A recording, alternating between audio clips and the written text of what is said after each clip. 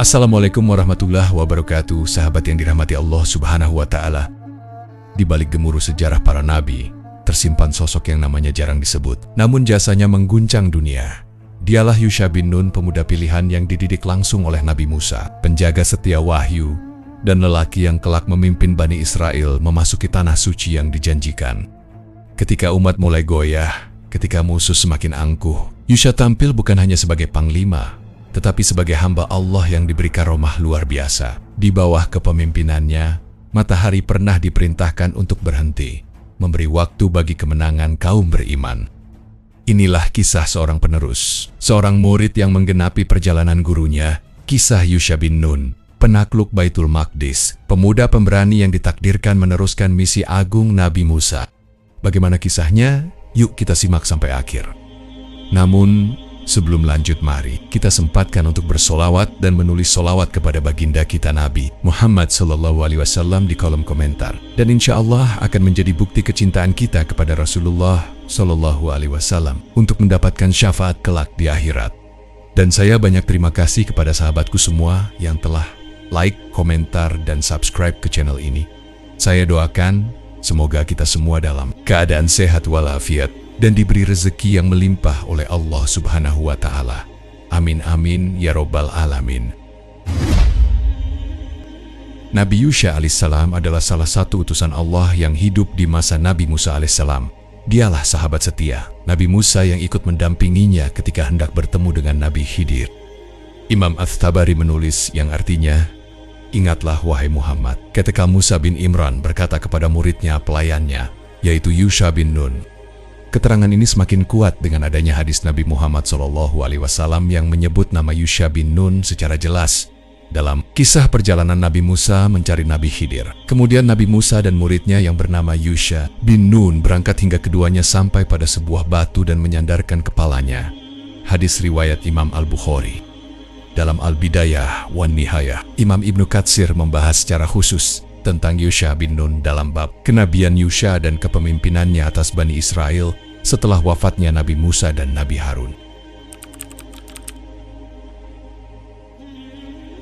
Kenabian Yusha, sebagian riwayat menyebutkan bahwa Yusha diangkat menjadi nabi pada masa akhir hidup Nabi Musa alaihissalam. Pendapat ini dikemukakan Imam At-Tabari dan mufasir lainnya berdasarkan riwayat dari Ibnu Ishaq. Adapun riwayat yang disebutkan oleh Ibnu Jarir dan para ahli tafsir lainnya dari Muhammad bin Ishaq bahwa kenabian dipindahkan dari Nabi Musa kepada Yusha pada akhir hayat Nabi Musa alaihissalam. Nabi Musa sering mendatangi Yusha dan bertanya kepadanya tentang wahyu Allah berupa perintah dan larangan. Hingga suatu ketika Yusha berkata, "Wahai kalimullah, dulu aku tidak pernah menanyakan kepadamu tentang wahyu yang Allah turunkan, sampai engkau sendiri yang menceritakannya kepadaku." Maka saat itulah Nabi Musa mulai tidak menyukai kehidupan dan mencintai kematian. Namun, menurut Imam Ibnu Katsir, riwayat ini perlu ditinjau kembali. Sebab, menurut data yang kuat, Nabi Musa tetap menerima wahyu langsung dari Allah hingga wafatnya. Beliau menyimpulkan, jika memang riwayat ini benar berasal dari Ibnu Ishaq, kemungkinan besar sumbernya adalah cerita-cerita ahli kitab.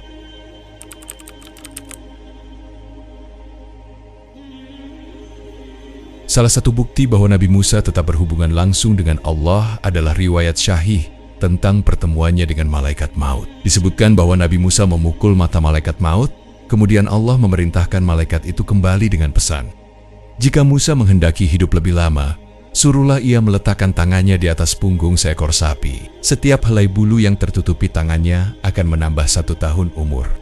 Musa bertanya, "Lalu setelah itu apa?" Malaikat menjawab, "Kematian." Musa pun berkata, "Kalau begitu, matikan aku sekarang saja ya Rob."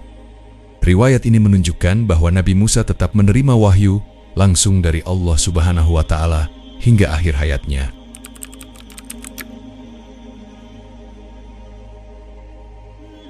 Setelah Nabi Musa dan Nabi Harun wafat, Yusha bin Nun memimpin Bani Israel. Mayoritas ulama berpendapat bahwa Nabi Harun wafat 2 tahun sebelum Nabi Musa. Imam Ibnu Katsir mencatat, artinya Nabi Harun wafat di padang Tih sebelum Musa.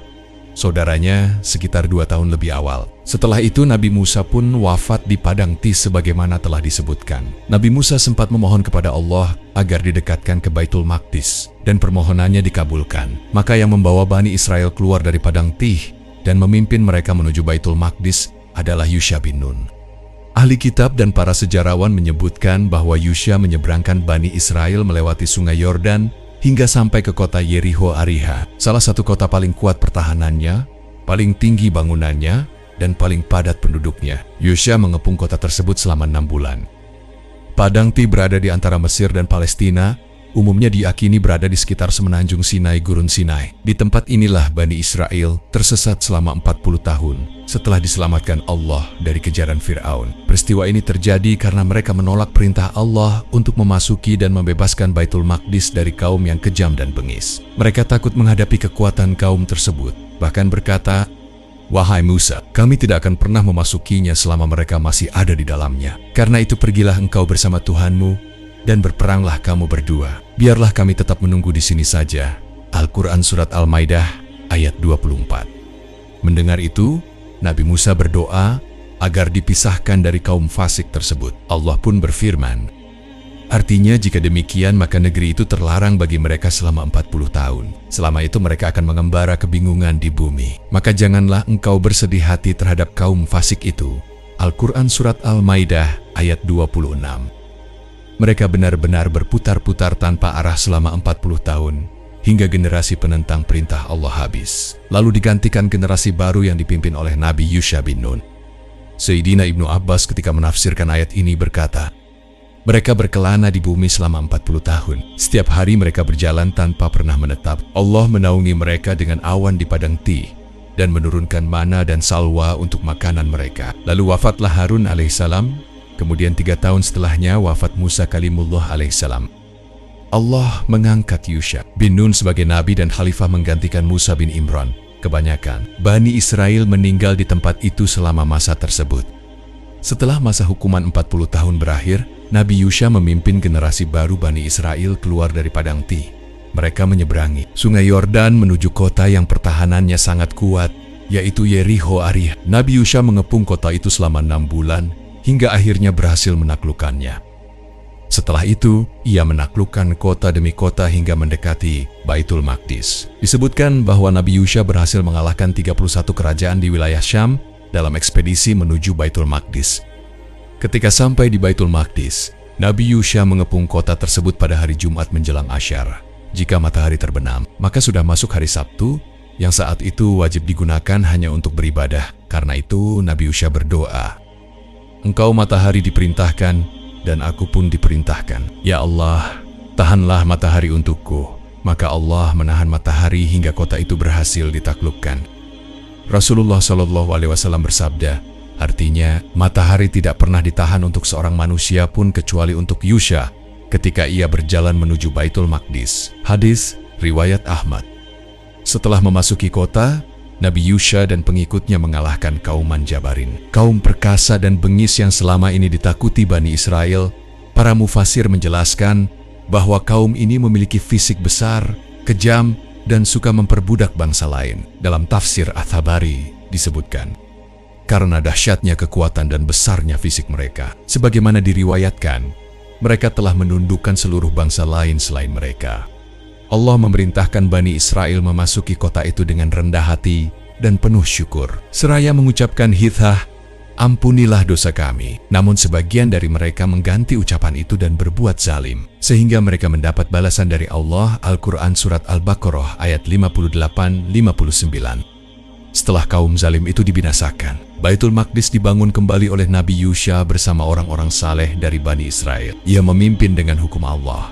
Dari sinilah cikal bakal kerajaan besar yang kelak dipimpin Nabi Daud dan Nabi Sulaiman. Dengan demikian, Nabi Yusha bin Nun merupakan peletak dasar kemajuan Bani Israel di Tanah Suci. Menurut perkiraan Imam Ibnu Katsir, Nabi Yusha wafat pada usia 127 tahun, sekitar 27 tahun setelah wafatnya Nabi Musa. Kisah Nabi Yusha bin Nun dan Bani Israel di Padang Tih memberikan pelajaran berharga bahwa ketakutan dan ketidaktaatan hanya akan membawa kesesatan dan keterpurukan, sedangkan keberanian, kesabaran, dan kepatuhan kepada Allah akan membuka jalan menuju kemenangan. Mukjizat yang Allah berikan kepada Nabi Yusa menjadi bukti bahwa pertolongannya akan selalu menyertai hamba-hamba yang beriman dan teguh. Dari sini kita belajar bahwa setiap generasi hanya akan mencapai kejayaan bila mereka berpegang pada kebenaran, menegakkan syariat, dan tidak tunduk pada hawa nafsu serta ketakutan duniawi. Kisah Yusha bin Nun mengajarkan bahwa setiap generasi memiliki pahlawannya, bahwa estafet perjuangan selalu diteruskan oleh jiwa-jiwa yang bersih dan kukuh menjaga amanah.